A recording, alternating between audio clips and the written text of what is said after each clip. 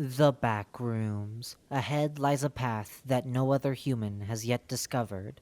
Level 309. The Fog in the Path. Survival difficulty. Class 1. Safe, secure, minimal entity count. Image caption. A photo of level 309. Description. Being the 310th level of the Backrooms, level 309 is a densely populated forest with an abundance of plant life. Birch trees are the most commonly found tree, although other species are present. Level 309's soils are also very rich in nutrients, which allows for a multitude of flora to grow and makes for excellent farmland. Level 309 is non Euclidean in nature, as many wanderers have reported finding themselves going in circles despite walking in straight lines. The landscape is fairly flat, with occasional groups of small hills. The sky is clear and remains constant in color and brightness, heavily implying that the level does not have a day and night cycle. The air in level 309 is abnormally humid, causing a thick layer of fog throughout the level. Visibility is limited to a few feet within the foggiest areas. Some of the hostile entities that live within the level have evolved to bypass the fog's effect on vision, using this to their advantage. Level 309 is home to various species of fungi, primarily faintly glowing mushrooms native to the level. Despite research attempts made by the Meg, these mushrooms are poorly understood. Regardless, most species of mushrooms within the level have been found to be safe to eat, albeit with a bitter taste that is difficult to swallow. However, those who plan to stay in the level for extended periods of time should not stockpile large amounts of fungi. They rot in 2 to 3 days. Footnote, using the front room standard of a day, 24 hours. End footnote, once uprooted. So travelers should plan ahead and keep track of time. A mushroom that's gone bad can often upset a wanderer's stomach for several days. Image caption: a glowing mushroom within level 309. The most infamous species of mushroom found in level 309 is known as the rapture spore. The rapture spore, contrary to other fungi within the level, does not emit any glow and is inedible. Rapture spores are dark yellow and around 3 feet tall. When cut up into small pieces and boiled, the mushroom becomes a drug known as rapture.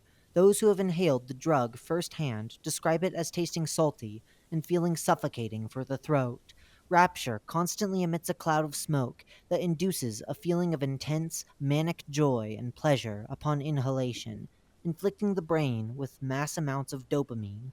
Primary effects include loss of rational thinking, a loose, flighty feeling, and an unorthodox amount of energy, which wanderers will often try to expend as much as possible via running or other means.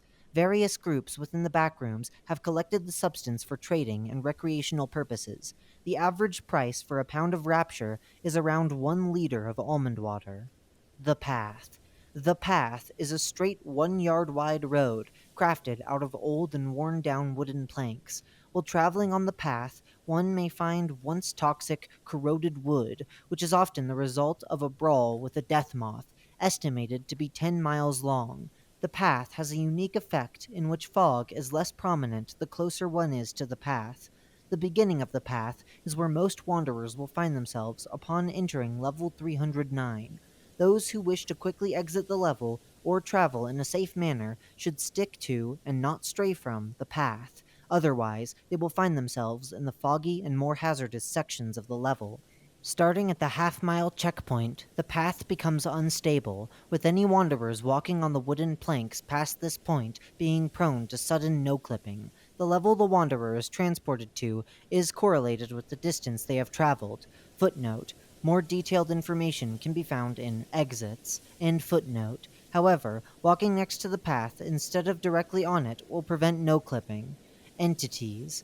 Death moths are fairly common in level 309. They usually stay near the path in order to see properly. Death moths that enter the fog become either easy prey or tough targets for entities who lurk within, depending on their gender. Luckily for travelers and predators alike, female death moths are quite rare, and their appearances have been on a decline.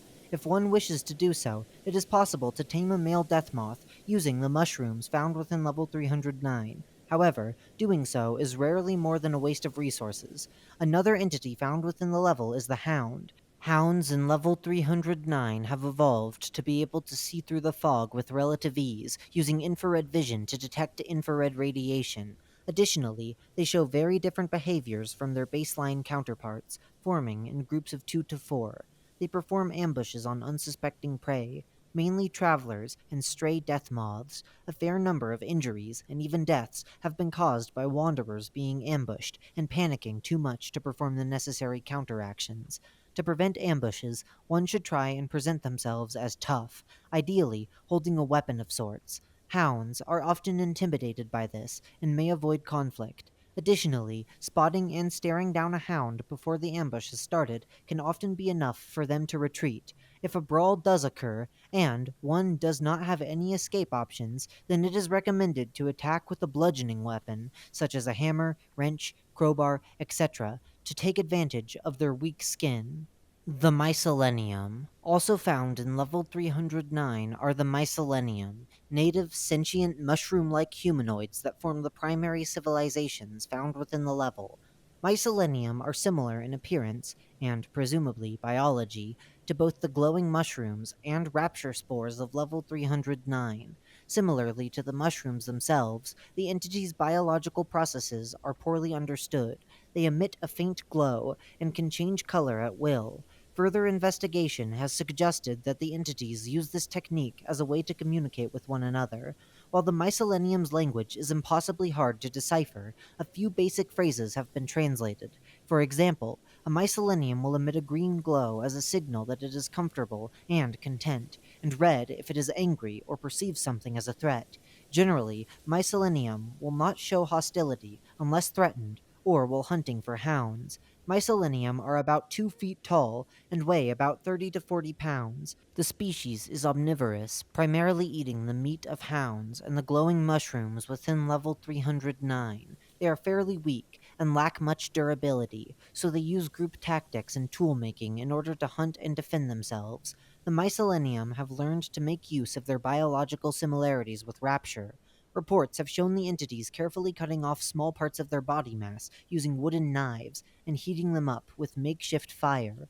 The resulting rapture is then wrapped into a ball with leaves and attached to a spear. When engaging in combat, a group of Mycelium will have 1 to 2 individuals who will attack the threat using spears, which will expose their enemy to the effects of rapture over the next few minutes. This allows other members to more effectively take care of the threat using weapons better tailored for killing.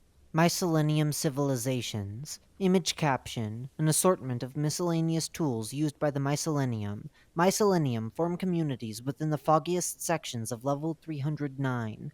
The further one strays from the path, the more likely they are to come across one of their civilizations. A Mycelium civilization usually consists of multiple villages and a singular capital city, all within a 2-mile radius, though abnormal nations have been found that have multiple capitals or only a single village. Villages typically have 8 to 12 mycelium at any time and contain about 1 wooden hut for every 2 residents. Additional buildings are created for either working or housing children. Inhabitants will be assigned separate jobs in order to ensure the stability of the community. Occupations include hunting, collecting materials, and crafting weapons and tools. Each village also has a designated envoy who sends a portion of the village's resources to their capital city at varied intervals. Miscellaneum are able to reproduce asexually, and do so approximately once every few months. Newborns are kept within small huts and are fed food until they reach around 1 year of age. From this point, they are either sent to the capital city with the envoy or integrated into the village if the inhabitants are struggling to survive. A village will act neutral towards wanderers and may provide small amounts of food if they are well off at the moment. However, Mycelium will begin to feel sour towards those who stay within their living quarters for prolonged amounts of time. After around a week, they will express outright hostility towards wanderers until they leave. Capital cities contain anywhere from 25 to 50 residents and have large stone brick buildings able to support several citizens without issue. Due to the various villages sending food and supplies, mycelium living in capital cities do not have to work as much and live much more casual lives. Their opportunity for vanity results in much more impressive architecture and decoration in capital cities. Found on the buildings are painted imagery of what is believed to be a quote unquote god or quote unquote king of the mycelium species. Illustrations depict a tall, white mycelium resembling a lion's mane mushroom. Footnote: the lion's mane mushroom is an edible fungus found in the front rooms, known for its culinary use and occurrence on hardwood floors. End footnote. The king wields a wooden spear and is often shown in artwork stabbing pitch black, unidentified creatures that look plant like in appearance. Also present are shrines devoted to the aforementioned god, consisting of an abnormally tall glowing mushroom surrounded with a circle of small pebbles. Here, mycelium will occasionally sit down and rapidly change color, believed to be performing a prayer. Bases, outposts, and communities. Disregarding the large amounts of mycelium villages and cities, there are two noteworthy settlements within level 309. Asset 309 Rapture Extraction Camp, a camp created by the bntg. The base's primary purpose is to extract Rapture and transport it to Office Space EL3A via the path. Consists of 18 members and is willing to hire wanderers for bntg credits or other forms of compensation. UEC Experimentation Base, a base created by the UEC in order to experiment the highly offensive uses of Rapture. Little is known by the general public, as the base has high security and does not allow any non-UEC affiliated individuals to enter the premises. Various mycelium villages and cities. Entrances and exits. Entrances. Staying in a forest for prolonged amounts of time in Level 9, the suburbs, can transport one to Level 309. If one finds a large grove of closely packed glowing mushrooms, touching them will transport one to Level 309. These can appear in several levels, but are most common in Levels 4, Abandoned Office, 37, Sublimity, and 47, the Adderwood. Exits. The path can lead to various different levels, depending on the distance traveled from Level 309's starting point. Traveling about half a mile will leave an individual susceptible to no-clipping into Level 46, Arabian Desert. Traveling over a mile can bring one to Level 10, the Bumper Crop. Traveling over 3 miles brings one to Level 2, Abandoned Utility Halls. Notably, wanderers that clip into Level 2 with this method will find themselves within walking distance from Office Space EL3A. Traveling over 5 miles will transport one to Level 474, National Park Number 474.